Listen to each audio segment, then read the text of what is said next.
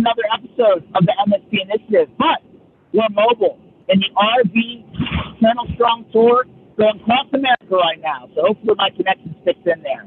We bring back the one, the only, Mr. Dave Sober. How you doing, Dave? I am rocking and rolling. I'm watching your progress as you guys move across the country. Yeah, it's a lot of miles in a short period of time. So you got to be ready for that mentally, you know. You know it. You gotta keep the energy level up, right? Exactly. So I have our friends from Paxade, Cronus, Stocksoda, Connect Booster. Got Matt Lee from Iconic IT decided to come along with us for a part of the leg of the trip. And we're, got a couple other people. I said it Cronus already. And then we have a couple other people meeting us already for compliance groups on the trip. And we have some friends that are kind of stopping in different parts of the tour as we're going through America. So far, so good. Everybody seems to be, on their P's and Q's. We're following all, the directions. But it's just nice to be back out on the road, literally speaking. You know what I mean? I know some of you guys are addicted. You guys got to be out there. Well, listen, you got to create your situation, right? Totally true. Totally true. So things obviously are progressing. We seem to check in with you every 2 to 4 weeks or so. So the question I want to go through, and I've been following some of your progress here on your podcast, right? So thank you, Zach. Okay. So I wanted to get an idea from you on, a couple of topics that you brought up I thought were pretty interesting. Cool. One was, does it matter to the end customer what brands you have in your stack? And I actually put a little bit of thought into this, as you actually put the topic out there. And I think from a big vendor perspective, there probably is some onus there, right? Like Microsoft's pretty big, or Apple's pretty big. The MSP-centric brands may be a little bit less household names, so they just don't necessarily care. So I'm curious, like, as you were doing your research for this, and hopefully I'm sure you've talked to different people, different MSPs, obviously you've been in the industry for a long time.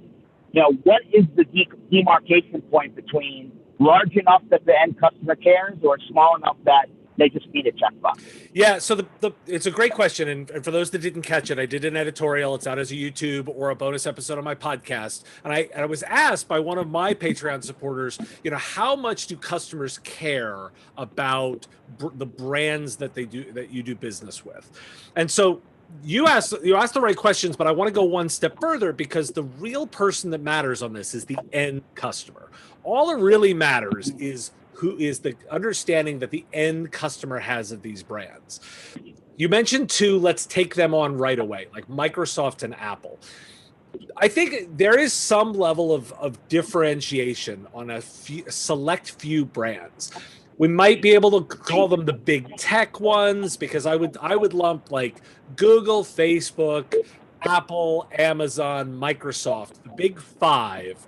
They probably have some level of actual care from an end customer perspective.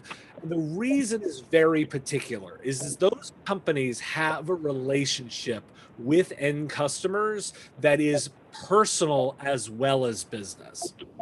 You've got a relationship with Apple, right? You own an iPhone. You probably have an emotional connection to your phone. But if you're an Android user, you own a Google device. You have experience with them on a consumer level, and you interact with that technology all the time. The big thing about those five is that they are in your life every single day, and you cannot escape them. Now, does an end customer care about those brands? I'd say a little bit, like it's non-zero, right? It's non-zero. But if you, the technology provider, has a recommendation, you're probably able to overcome it if you needed to. But the question is, do they care?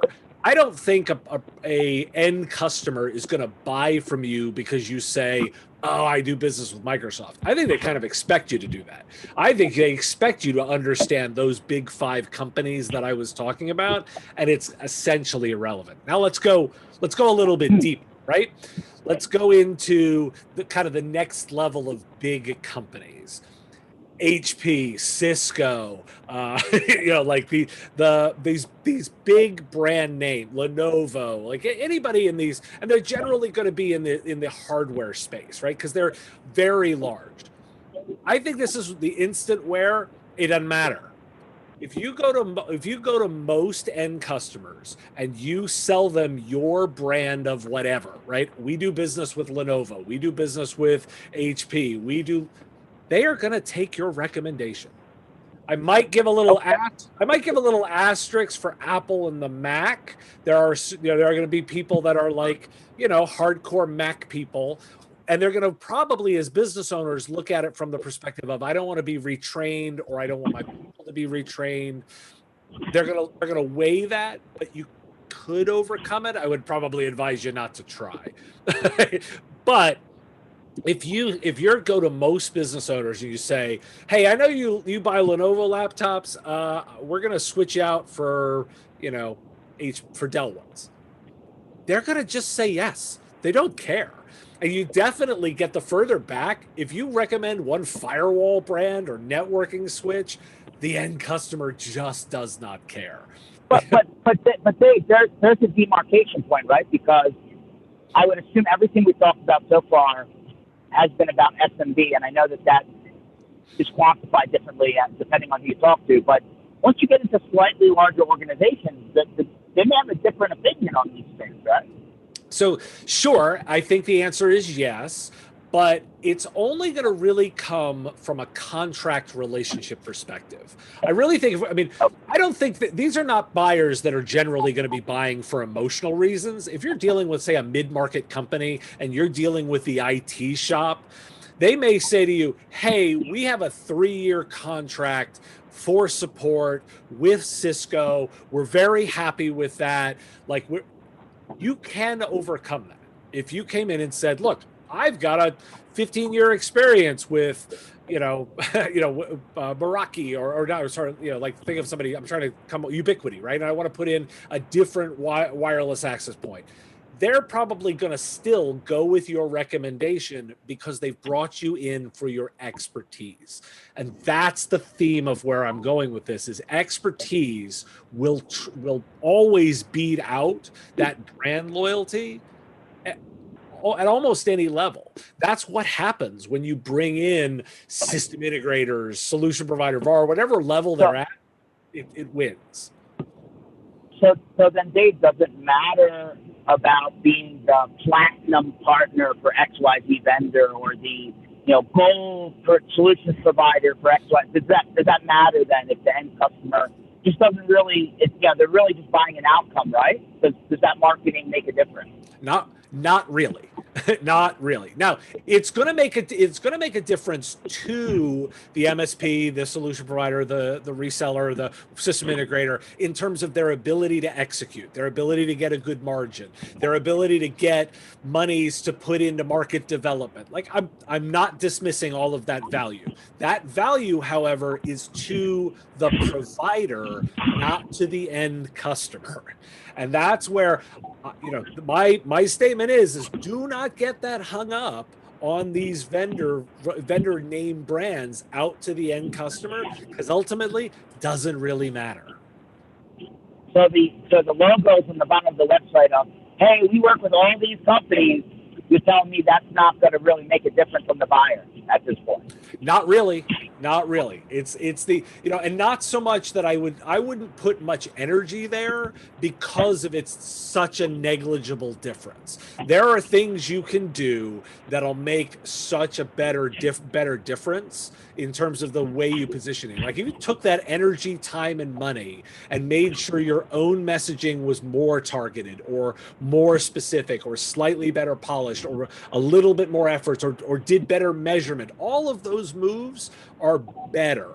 And I like to think about this always. I ask the question of this or that. In a vacuum, sure, it's fine, right? If you say, like, does the brand matter? Maybe. But does it matter more than all of the other things I can do? When when I only have 25 hours in a day, right? Like I only have so much time, so much resources, so much money. I want to make sure I'm putting that time and energy in exactly the right spot. Fair enough. So let me actually go slightly to the left of this conversation then. The concept of channel conflict has been around for a long time, where your Right. end vendor and your end customer, right? You're sandwiched in between that, and now all of a sudden somebody goes around from the direct team. They're communicating directly with the end customer from your upstream vendor, and then you're now in a bad position in certain instances. So really, if you follow what you've just said, the positioning of, hey, I'm not concentrating on brands, I'm concentrating on my delivery, my brand, my story, helps negate the reality of channel conflict to a degree. I believe that 100%, like 100%. And I can see this, by the way, in where the monies are made. So I literally was just quoting on this on yesterday's podcast. Google had some new metrics talking about how well their partners are doing in their channel program, right? So for every dollar spent in the Google on Google Cloud technology in 2020, partners are generating $5.32 in their own offerings. Okay. Oh, Now that's Google. And last I checked, they're not giving you a whole bunch of options. They're not like a massive partner opportunity kind of company. But for every dollar spent with Google, $5.32 in those different. Now, here's where it also gets really interesting. The partners in the Google ecosystem, on average, are growing at a rate of 35% year over year. 1 in 5 of those are growing at 75% year over year. And again, wow. Right. And again, I'm not sitting here going, Google's the most channel friendly guys out there. Not at all. Not at all. So I look at this and I go, look, I get the idea of worrying about, I don't want my vendor partners coming in and causing problems, right? I don't want them calling to the same list. But remember, to a certain degree, there is a level of diminishing returns for them. Particularly the smaller you are as a provider, the much less those vendors are really interested because they have to man a whole sales team. They just don't want to do that. I get it in the mid-market. I get it for certain sizes. Look, manage your vendor relationships well. Make sure you're doing a good job with your deal reg stuff. Call them out when they do it, but I would say don't spend so much time worrying about that. The real money is on the services anyway, and that's where you're like, even if the vendor beats you in there and sells that product direct, you're still going to make a ton of money on the services. So just go for that. Sure, fair enough. So where does the role of distribution then fit into all of this, right? Because so far we talked about vendor, MSP or solutions provider, and end customer, right? Right. But then there is this cog now, right, in between MSP, solutions provider, and vendor, right? There's this distribution bubble that exists. Like, how do you factor that into this entire conversation from your perspective? Yeah, so there's a couple of areas where distribution adds really good value, right? And I particularly right now, I always am leading off with how good a job distribution is doing in terms of helping with financing, the financial support, the credit lines. Like you've got to start there, because particularly with all of the stuff we're seeing in terms of like the market right now, like it's kind of a crazy place, right? So I would sort of say, like, we've definitely got to make sure that you're protecting yourself cash wise and you're taking advantage of all these programs. There's some recent data. SolarWinds put out their COVID-19 impact response research, right? 59% of surveyed MSPs applied for government financial relief programs. 74% of them got it, right? And I'm the first one to applaud.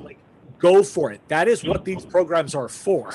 There is no shame in taking that when the economy is doing what it's doing. There is also every reason to take distribution up on their offers to finance things. Like, that is what they are awesome at doing. The second thing they're really great at doing is they are good at helping you manage the complex vendor relationships. Like, you need to work on deal registration, you need to work with them to resolve these conflicts. Distribution can do that for you. These are the areas that they are really good at. And I'm the first one to sort of admit, like, I've been down on distribution before, and I admit it, and I'm eating crow publicly, saying I have been so impressed by the way they've stepped up that I'm coming back and saying, like, look, they are proving their value when it's needed most. Leverage them for these programs. Fair enough. I appreciate that feedback, and frankly, it sounds like it's a mistake to not investigate your options there, because otherwise you'll lose out on financing and financial vehicles that you otherwise wouldn't have. Right. And so, why you, the small solution provider, are going to take any financial risk, particularly right now when cash is king? Conserve it as much as you can. If the distributor is going to help you and add that value and help you navigate all of the deal reg and conflict, man, take it. Take that help. For sure. So let's pivot a little bit. You mentioned the financial programs. Obviously, here in the United States, PPE forgiveness is starting to kick in, and all the other programs that came along with that. And we'll never know if there's going to be another round or not. That's just the political game that we're all watching on TV. Right. But switching to job numbers, right? What are you hearing now from it sounds like unemployment, is going down, right? The requests that are going in for unemployment insurance is going down. Obviously, the additional supplemental federal unemployment, on top of the state benefits has gone away until they decide to maybe bring it back. We'll see. Where do you see MSPs now starting to restaff from people that otherwise were furloughed or let go, or are we still in a holding pattern from your perspective? We're still figuring it out, and I want to make sure that, well, yes, you're not wrong that unemployment has gotten a little better. It's still in record territory. Like, we're talking 10%. So I don't want to, I don't want to give people this impression that I'm like, oh, it's getting so much better so fast. This whole V-shaped recovery thing, not happening. There's some here's again, everybody knows I'm the data nerd. That's why I'm constantly pulling them out for my show. Gartner just had some new data come out around worldwide banking and securities IT spending. Now, I like this marketplace because the capital market space is not struggling, right? The problem in the economy is not lack of money. It's not lack of credit. It's not like the financial meltdown that we see in 2008, 2009. The current situation is because the government shut down sections of the economy. So the banking industry is not a problem. Well, Gartner now says that market space on IT spend is going to drop 4.7% this year. Okay, so that's a pretty big drop. That's a substantial drop, right? So that's important to look at, because I look at banking and I'm saying that's not an industry that's having a problem, yet they are also trimming up. So and this is what we're starting to see, right? If they've just started, banking starts trimming it up, that means the IT spend is going to go down. You're going to see that happen over the next few months. Like, this is a longer term. It takes a lot longer for the ripple effects to come through. Now, again, I am come at this from the perspective of, I desperately hope to be wrong, right? I want to be wrong here. I want everyone to plan this way, thinking, well, there's warning, but it proves out to be not as bad. That's the best solution for everybody. But what I'm worried about is that it takes a little bit of time for these things to flow through the system, right? You just mentioned PPP money just run out. That means a lot of people were holding on to employees as long as they could, or they weren't necessarily impacted. Now, with those programs running out, we're going to start, the economy is essentially now out there on its own. Let's see what happens. I'm expecting spending to be a little bit lower. I'd heard, Forrester has some data out now. They're projecting kind of a 17% drop in revenues for solution providers when you look at it for the year. That's the current highest probability case. So I'm looking at this saying it's still a little early. I'm not ready to declare any kind of victory. I'm just saying, like, if I'm the captain of the ship, I'm looking out saying those waters look choppy, and I think they're choppy for a while. I would love for this, so far it hasn't been as bad as we've thought, and the numbers have been better, but they're not getting better fast. Like, they're not getting fast.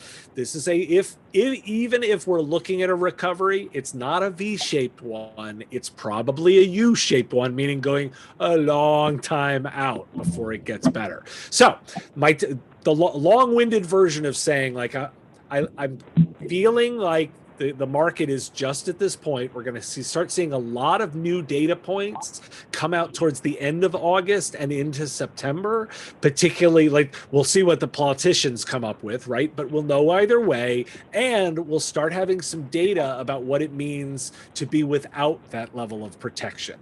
We're seeing big companies do layoffs, though. I'm expecting that, when I look out there. Yeah. You hear about especially the airlines who furloughed like a half of their staff, right, with their flights disappearing, and at some point those furloughs have to convert to layoffs, right? It's not right. At some point. Exactly. And on top of that, I mean, I keep looking, going, like, there are sections of the economy that are just really damaged. You can't tell me this doesn't have a ripple effect. So, and you're seeing it, right? Again, when I can see projections for the banking industry to be down, banking is not an industry that, they were able to pivot to work from home. Those people are still needed. Cash is still flowing, but we know they're also impacted.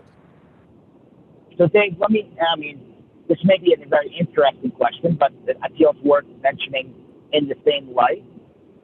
Does the presidential election have any effect on the IT services industry? It's a good question. So I definitely can say, like, we're seeing, and I'm gonna be careful to just analyze this because we're not going to have a politics discussion here. But Silicon Valley has been reacting positively to the announcement of Kamala Harris as VP. There's been a lot of buzz on that. How Silicon Valley is feeling very comfortable with that. I definitely think that we're going to see the market make some. I definitely think, when I talk about the stock market, I think there's going to be some moves that happen leading up to the election because of the uncertainty of the date itself. I think there's probably going to be some companies that try an IPO. I think technology companies may be in that realm. Think about it from a supply and demand perspective. There's a lot of money floating out there that really wants to get in on the market, right? There's a lot of people that are doing really well at the high end. They want to put their money somewhere, and a ton of IPOs are not coming out this year. So if you're in the hospitality industry, you're in the travel industry, you're in, like, there's all these sections where, like, if you were going to pop as an IPO, you are not doing it right now. So we're going to see that. Will it affect services providers? Sure. There's going to be areas of the market that are going to probably get a little bit hot or a little bit trend up as they make moves coming into that. I think the other bit that we may see, I think regulation is always kind of the last dark horse in there. We may see some moves happen from a regulation perspective right beforehand, and they may make moves anticipating a potential change on the other side. We'll see. Interesting. So, speaking about IPOs, whether it makes a difference or not, I think the answer is no, if I guess properly from your podcast. But you have Datto and SolarWinds, who have both kind of made news in that area, right? Datto's preparing, for a 2021 transaction of some sort, and then SolarWinds MSP and SolarWinds may be actually, like, separating and splitting into separate entities. What does that mean for everyone watching? Okay, so let me trying to be put my journalist hat on for a second. Datto has not announced anything. Yeah, so like they as a company have not announced anything. There are no dates. They have simply we have understanding that they have filed confidentially that they are intending to IPO. So there's no dates. Okay, SolarWinds on their recent investor call has announced to the market that they have gotten approval to consider a spinoff of their MSP group. That's where we're at. Neither is known. The leadership at SolarWinds has indicated that if they were to do anything, it is a big if, that it would happen in 2021. Now, in the interest of full disclosure, I am a stockholder in SolarWinds, right? So that's important to call out so that people understand that I have some money there. Let's address each one individually because I think they are unrelated. Okay, from the Datto perspective, of course they're going to IPO. Shocking, right? Like everybody knew this. This was completely the way this was on track for. I said it on the podcast. I completely predict that they're going to make a pile of money, right? Like they will go out and it will make a pile of money. Here's why. The market, as I said, is desperate for a place to put money. Technology is a great industry, doing rather well. And when you have a restricted supply, man, and you have something coming out that looks good, demand is going to pop. I think that has no statement of any kind as to the viability of managed services, SMB as a market. Like, I don't think it matters at all in terms of those discussions. It is no judgment at all. That's positive or negative, right? It's not a good thing. It's not a bad thing. They're just going to pop and the investors are going to make some money. It's actually probably a pretty good time to file your IPO if the market is restricted on supply. And we know they've been going that way for a while. As for SolarWinds, like it's interesting for them. We know that they are a publicly traded company. They are going to be making moves that are about increasing stockholder value. If they are finding and operationally that they can get better efficiencies separate, or they're not getting the benefit and they can move more aggressively separate, that's why they're going to do it. I'm going to call out Channel E2E had some really great coverage of this and talked about the interview. So if you haven't read those, I would encourage people to do that. In that interview, you can find exactly where the thinking is. Their GM, John Pagliuca, came out and said, as a separate entity, he can move more easily on small acquisitions in the $3 to $7 million range. So I would say, turn to everybody vendor in the channel and go, hey, vendors, if this happens, somebody's in the market and will be doing a bunch of buying, right?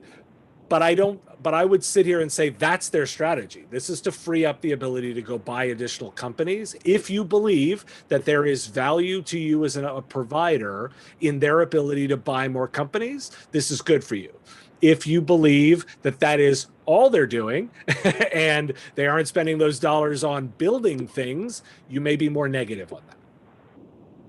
Fair enough, which actually brings up a question by Brent on the call. So basically his question is, hey, is there a disruptor somewhere out there that can throw a grenade in the middle of all this? And his example is, hey, Panasonic Avionics rolled out a Wi-Fi solution, and it looks like GoGo, but predominantly the Wi-Fi provider for airplanes, at least in Mexico here in the U.S. is going out of business, right? The smaller player, I don't know if Panasonic is really smaller, but he's saying, Is there something similar in our space where there's an up and comer that's really ready to just disrupt the big guys upstairs? So when you've got a couple of players that are all kind of neck and neck and they're all kind of offering the same thing, you certainly have the conditions for the space to be disrupted. What that looks like, I don't know yet. Like, but I have ideas, right? If we could talk about like the way that could go. Somebody could come in truly with a new way of delivering it, right? Like offer some of those same pieces at pennies on the dollar, right? So you could do it from the perspective of like it come in with that kind of 80% for 20% of the price. Somebody could completely disrupt it. I I'm looking at the space going, I actually just saw a very early alpha of an open source RMM. What an interesting idea. Right? You look and say, now that's, early days, right? And that would require everyone talks about the number about open source, and I'm a big believer in open source, but unless you get a number of developers all working on it and really driving to scale, and oftentimes that includes corporate investment doing it, I'm not going to sit here and say everybody, like, I think open source is going to disrupt the space. That said, there's another way this could get disrupted. And this could get disrupted by solution providers themselves in the way that they look at the space, right? So I put out a video talking about if I was founding an MSP today. And what was interesting to me was the idea of, I took it from the perspective of, I'm going to build a business application focused MSP and start there and work my way down. And I worked through my plan of that. And I put Microsoft and Azure AD and Intune right at the core of my offering there. That's a very different style of MSP. I could envision building an MSP built around Google, right? I could actually see one where I'm focused on G Suite, on business applications on top of it, going all in on Chromebooks. Like, you can see a really interesting idea, right? So maybe the MSP space decides to get disruptive by the way they move on their business. There's a couple of these factors out there. I covered it on the podcast. I always encourage people to catch up on these things because this is a couple of weeks old. Microsoft has a job listing out for somebody around a cloud PC role. What they're trying to do is develop a next generation of their Windows virtual desktop offering where Microsoft owns all the management services. It's kind of interesting, right? Like, I can see a space for that. Lenovo just made a bunch of announcements about their fully managed, managed services for the piece. I could see building a managed services provider, managed services in quotes, where I'm much more focused on the idea of business applications, and I'm leveraging those technologies for the core stuff. I can see disruption that way. So it's interesting, like, is the space ripe for disruption? Yeah, there's some conditions here that tell me maybe it is. Particularly if you think about it from a maturity level, we wouldn't have all of the PE in this space if it wasn't somewhat mature. No, that's totally true. Let me pick a piece that you actually just touched on, because very timely, right? Microsoft Inspire was a few weeks ago.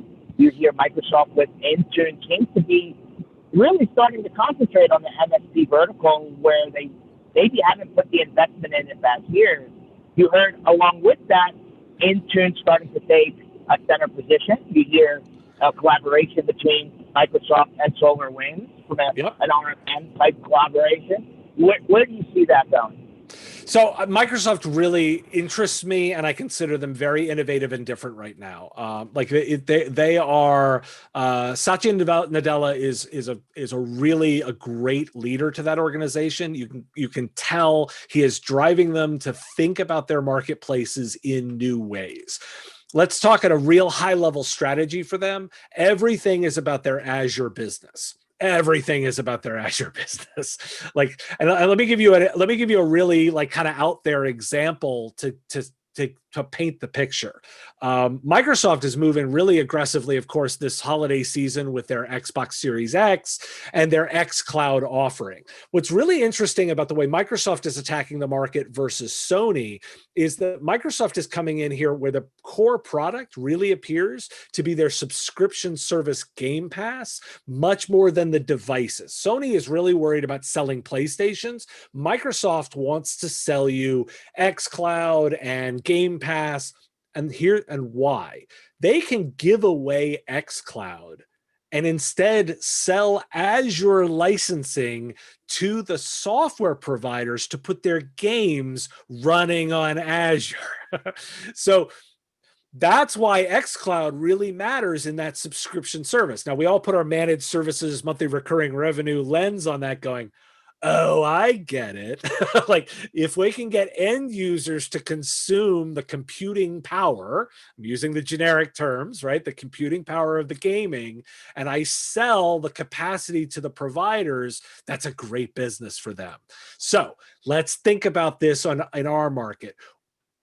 Cloud services, Azure stuff, ON Microsoft 365, all powered by the back end. It's really great for them to get as many workloads onto that as possible. So their interest in investing in Intune, super interesting. Like this is a long play. Intune's been around for a long time, and they've slowly been working on it and keep getting it. It's finally hit that point. I think it's very telling, the partnership between SolarWinds and Microsoft. What did they do? SolarWinds has said, we're not going to build that because Microsoft already has it locked up. We're going to integrate with it. And pulling from their own webinar, Microsoft said those are all just open APIs. The power of their partnership is that they like each other. Right? They work well together. They do a ton of business together. It's good for them to work together. Of course it is. And it makes logical sense, right? SolarWinds binds to the Intune offering. They extend from one another. But let's not miss out on the fact that SolarWinds has said, we can't build that better. We can't do that better. We're going to let them have that space. So when I look at this from a disruption perspective, where is the line? And Microsoft's really good at this, right? They've got their own AV products, but they allow space for the rest of the market to have additional ones. They've got, other security products. They've got a backup product. They have space for their partners to do other things. I completely expect Microsoft to run exactly that playbook. The question is, we just don't know quite where the edge is. But my thinking would say, I'm going to lean in on my Microsoft relationship because it makes a lot of sense. No, they're all good points. It's definitely here, right? I think Intune, for a better part of a decade, has been out there, but it's really, to my friend Ken Patterson from Back Bay, he says the last year has been super exciting, right? I mean, what they've done with it, where the last 9 years prior to that's been not so great. They can be slow in a market, but they get it right. If they keep playing at it, they will get it right. They will come for you. You can see it in all of their things, right? They're coming for Zoom. Teams all of a sudden, like tons of investment there. Why? They're coming for Zoom. Why? Cloud workloads. It's all really good. It's all tied into the strategy, and you can completely see it. So yeah, I think they're another kind of interesting player to think about the way that this might get a little bit disrupted. Fair enough. So since we're on the topic of Microsoft, and I think yesterday the news dropped that they're now taking pre-orders for their new dual-screen Duo Android-powered smartphone after every failed Windows phone that ever came before us. This thing's going at like $1,500. Do you think it's going to make it? Maybe, and I don't think it has to. So the interesting thing that I'm going to look to is I'm going to look to the Surface space, right? So Microsoft has their Surface line, the conventional laptops and Surface devices in that space, right? Microsoft doesn't have to have a massive market share in those devices. They're simply setting the floor, saying, it needs to look like this. If you're worse than this, you're not good enough. And they can drive that feature functionality upward and have some input into it. We all know they've lost on the operating system. They know they've lost in the operating system. They're not competing that way. But what they can do is they can say, in mobile phones, we think there's an opportunity to get from, in some additional functionality. We can add some additional value here, and we can have some influence over the market. So I think that's the reason why I'm like intrigued by it. I don't think they need to do incredibly well. By the way, it's not priced from a mass market perspective. That's priced in a way where they're showing what the market can do, and they're driving new ideas. I like that. I mean, we haven't seen a form factor change in mobile devices in a while. I'm kind of excited to see them try. No, I'm on a Surface now. I'm a Surface guy. Everyone in our company gets one variant of the Surface. They just seem to work well. But yeah, I'm intrigued by it. It's funny. I'm a Microsoft everything guy, except when it comes to my cell phone, right? Apple. Right. It just works, and it works more than it doesn't. I feel like Android, the Android fans out there love, they have their fanatics, but there's way more tweaking and tinkering you have to do to keep those phones running. I'm curious to see how tightly integrated Microsoft built all of their stacks for that device line on Android. It's something completely different than what they've done before, obviously. Yeah, and what's also interesting there, by the way, is so because I'm also an iPhone user, right? So I'll hold up my mine as well.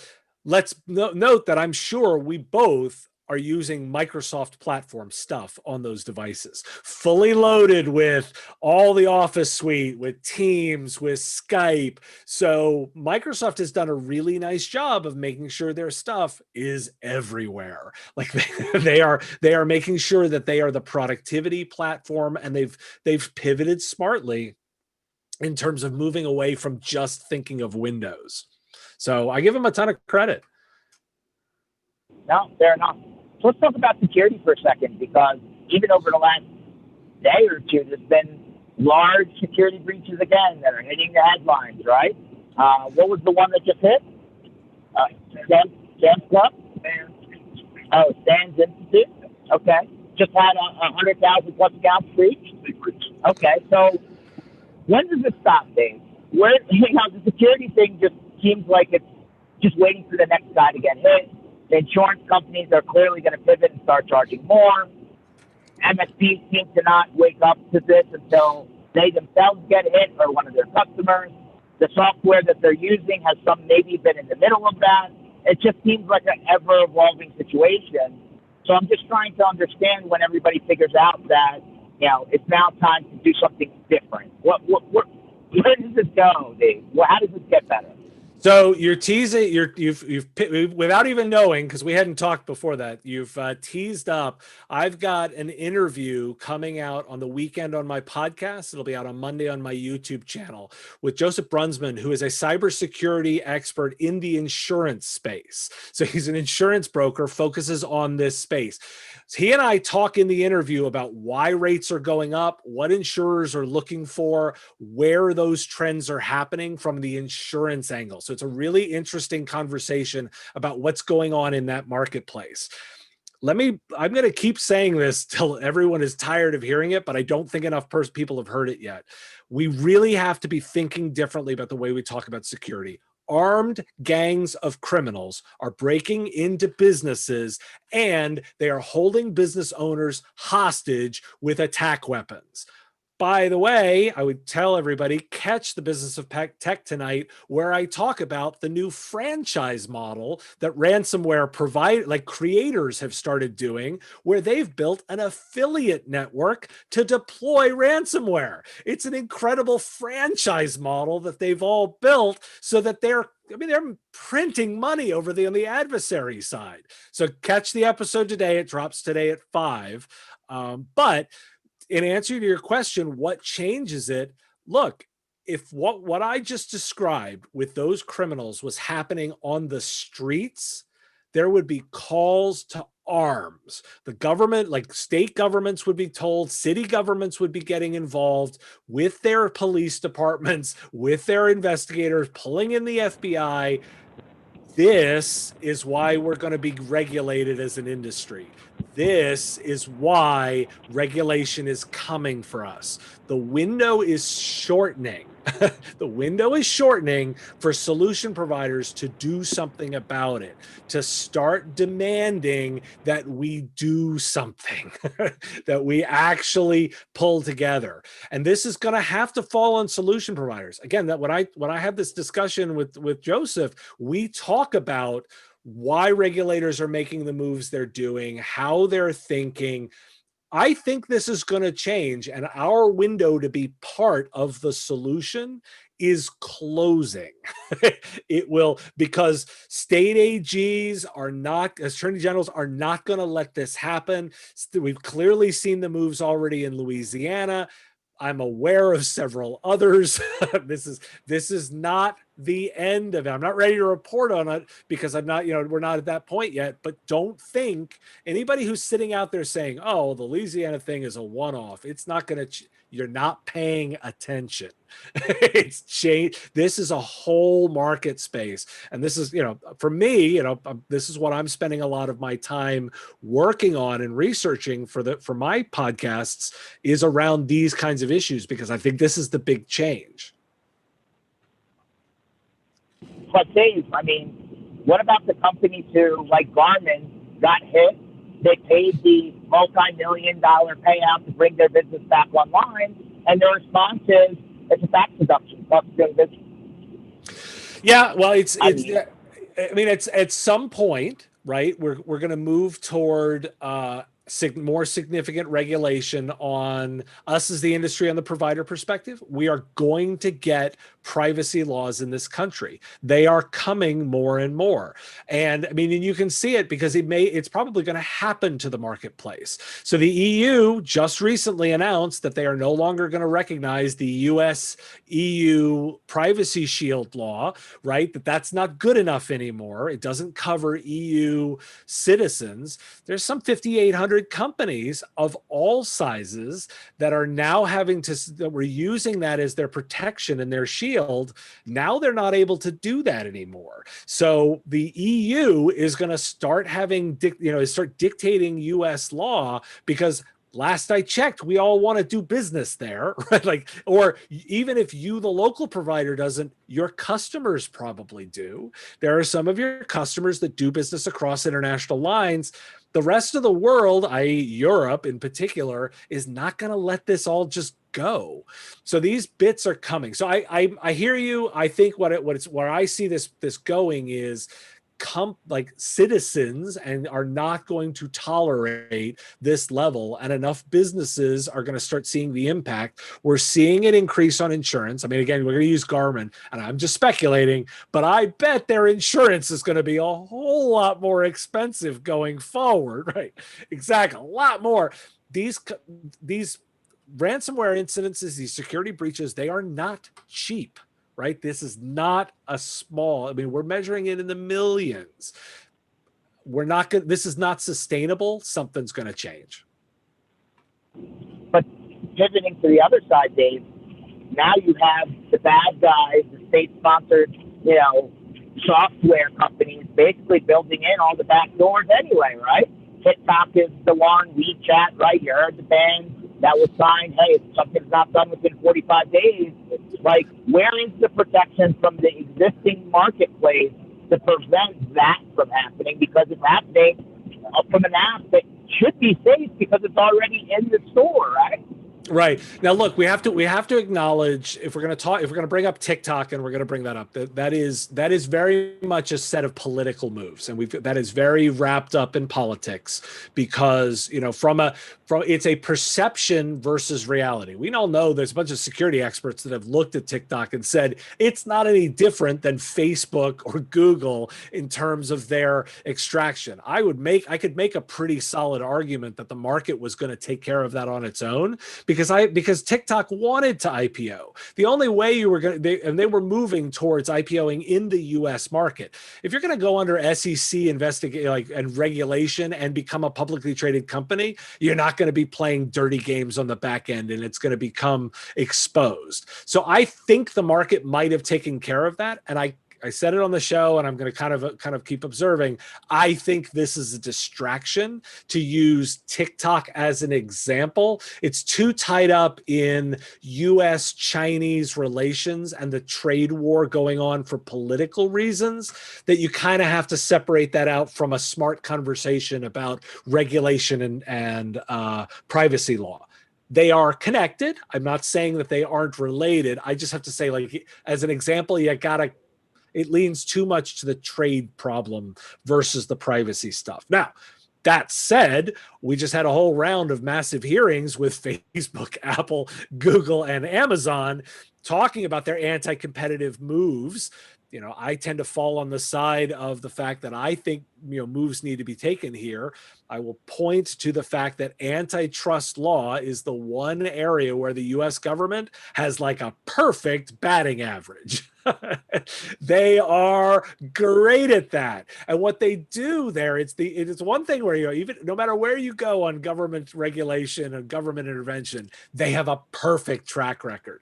When they come in and they take antitrust moves against companies, they oxygenate in a market. A lot of competition comes. Now, the market may reform, but I'll say, the reason why, AT&T and the big bells were broken up to become the baby bells, regulators let them get back together. But it spawned an incredible time of innovation. Even Microsoft, right, who was not broken up, but had antitrust moves made against them, that created many of the companies that we're talking about. Google wouldn't have happened if not for the Microsoft breakup. It created a bunch of innovation. So I look at this and say, this is, again, everyone likes to shake their fist, or a lot of people like to shake their fist going, oh, government bad, government bad. Have a more nuanced thought to this. There is a point where this makes sense, where if a company is using its power to squash their competition, I don't know, like a company like Instagram, where they have emails saying, I'm going to take out the competition. Maybe this is something that we should look at in terms of the marketplace and create a better environment. So I do look and say, I'm not sitting here being like I'm the super pessimistic guy. What I want to say is I think there's opportunity in this. I want some better guidelines on this. I want there to be audited elements for solution providers, because I think it's really hard right now. Figuring out the right things you need to do and do all the mapping, and you don't really know. And if you have a test for it, you're kind of on your own. And look, a lot of vendors have done a really nice job of pulling this all together. They're really trying, but wouldn't it be nice to know what actually works and what actually is the correct guidelines? I think there's opportunity here. Fair enough. Last thing that comes to the top of my mind as we, traverse the spectrum everywhere from the IT universe is, at what point does the solution provider get to dictate to their vendors things like privacy concerns, security concerns, who has control, who doesn't? For example, if you're too small, you're just dealt with the standard terms and conditions, and this is how it is. The larger you are, right, now all of a sudden you're stepping to the vendor saying, hey, we need to renegotiate these. We need to redline this agreement. My customers need additional protections that I can't give them the way that your documents, laid out. One of the, and again, I'm not trying to be targeted here, but there's some rumors out there. And again, I'm not the one putting them out there. I'm just reiterating that the Hillary Clinton emails have been found and decrypted. That these emails generated. Again, I'm not trying to get super political, but the story. This is not new, right? Hillary's people had an MSP. That MSP was a data partner. That data information made it into the government's hands. I don't think there was enough protection around that information. Look, right now, it's a patchwork of laws, right? We've got laws all in different states. We've got no real consistency to it. California is making an effort. My big piece, and I'll highlight this because it's been a lot of discussion. I did a session at ChannelCon talking about MSP regulation. This is on solution providers to start banding together. Amy Babinchak has put together a Facebook group on discussing regulation and what's happening from a legislation perspective. I would encourage everyone to find that and get involved in the conversation. This is where our trade organizations can come in, be it CompTIA, be it MSP Alliance, it could be ASCII, it could be all of them, it could be some new one.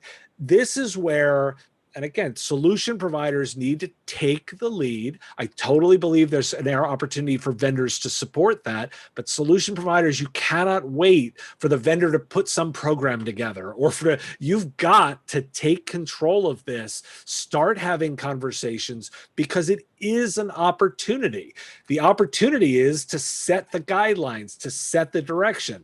Let me point to, and go look at my video on MSP regulation and who will lead us, but I'll reinforce look at what the lawyers did. It's super smart. They came up with their own organizations, the state bars. They wrote their own rules. They are lawyers, so they happen to be really good ones that favor them, but they wrote their own rules, and government wants to nod off on that. It's what happened with lawyers, it's what happens with doctors, and what happens with accountants. If we put forth guidelines, they will make lots more sense than anything government comes up with on its own.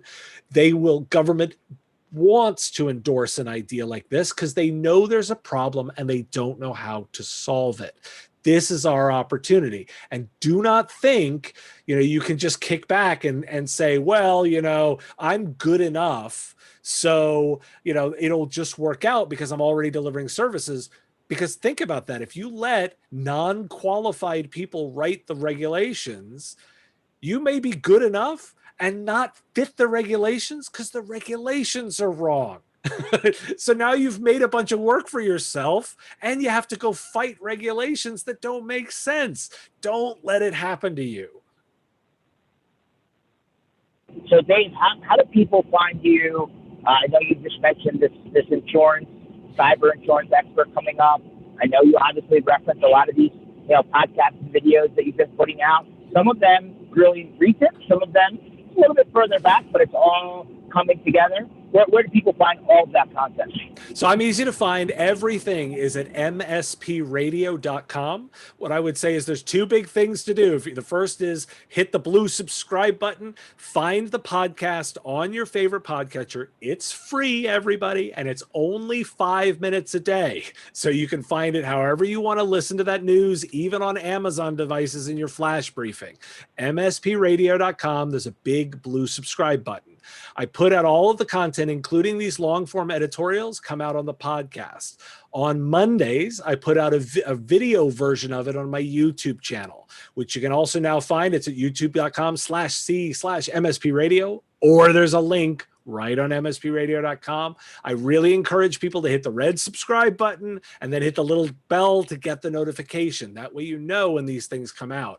It's designed to be easy to consume. 5 minutes of podcast content a day. You're getting 3 to 4 stories with information and a perspective of why you care. Really appreciate you coming on, Dave. Sounds like you're kind of a free spirit out in the world, just trying to educate the world. So I appreciate you for, keeping topical, I guess, and bringing some of the more important, news, to the top of the the top of the bubble, if you would. And I really think Q3 going into November, because we all know what happens then.